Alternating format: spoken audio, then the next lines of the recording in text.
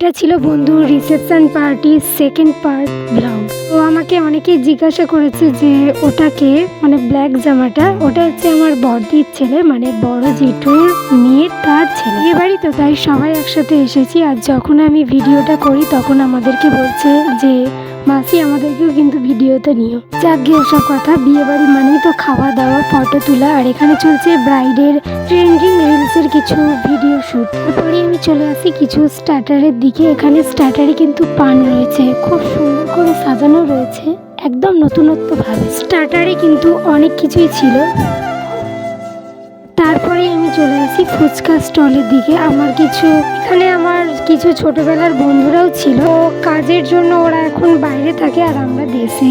একটা দেখা বা কথা হয়ে ওঠে না, কিন্তু এই যে বিয়ে বাড়িটা হলো সবাই কিন্তু গিয়েছিল। ভিডিওটা আসলে এতটাই বড় হয়েছিল তো আমি বুঝতে পারছিলাম না যে কোন পার্টটা আমি বাদ দেবো আর কোন পার্টটা দেবো। তাই ঠিক করেছি যে সবটাই শেয়ার করার চেষ্টা করবো, কারণ মুহূর্তগুলো সত্যিই খুব সুন্দর ছিল। ফুচকা তো আমার খুব পছন্দের একটা খাবার, তাই আমি ফুচকাটা আগে খেয়েছিলাম, তারপরে গিয়েছিলাম মোমোর স্টলের দিকে। ভেবেছিলাম যে একটু খাওয়া দাওয়া করে আসি, তারপর ব্রাইডের সাথে কিছু ফটো নেব, কিন্তু এতটাই ভিড় ছিল। তারপর আমি চলে গিয়েছিলাম আইসক্রিমের স্টলের দিকে, কারণ আইসক্রিমটা খেতেই হবে, ওই গলা খারাপ হোক না কেন। হলে তোমাদেরকে বলি স্টার্টারে কি কি ছিল। আইসক্রিম ছিল, পান ছিল, মোমো ছিল, ফুচকা ছিল, পকোড়া ছিল, কফি ছিল। রিসেপশন পার্টিতে কিন্তু অনেকেই গিয়েছিল, ওই যে হাই করছে ওইগুলো হচ্ছে আমাদেরই পাড়ার কিছু ভাই বোনের। আর তারপরে আমি চলে আসি ডান্স দেখতে। রিসেপশন পার্টি তাই ডান্স হবে না তা কি করে হয়। কিছু বন্ধুরাই ডান্স করছিল, কিন্তু আমরা ভাবছিলাম করবো, কিন্তু আমার একটু শরম লাগছিল। তো আমার বন্ধুরা থাকলে সেটা একটু আলাদা ব্যাপার হয়ে যায়। তারপরে আমরা কিছু ফটো নিয়ে চলে আসি মেন কোর্সে।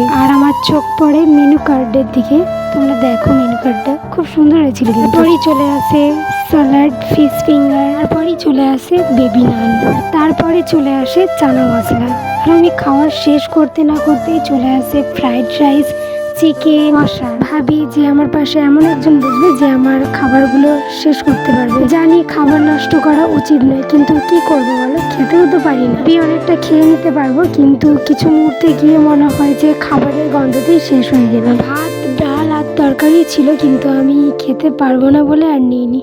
তারপরে চলে আসে চাটনি, চাটনির পর মিষ্টি, তারপর সন্দেশটাও আমি স্কিপ করে গিয়েছি, কারণ আর খেতে পারবো না ভাই। তারপরই চলে আসে সেই মুহূর্তটা, যেটা সবাই তোমরা অলরেডি দেখে নিয়েছো ভিডিওতে। সত্যি এত মিষ্টি প্রেমিক মানুষ আমি দেখিনি। তো এই ছিল বন্ধুর রিসেপশন পার্টির ব্লগ। তো ব্লগটি কেমন লাগলো জানিও। পর্যন্ত সবাই ভালো থেকো।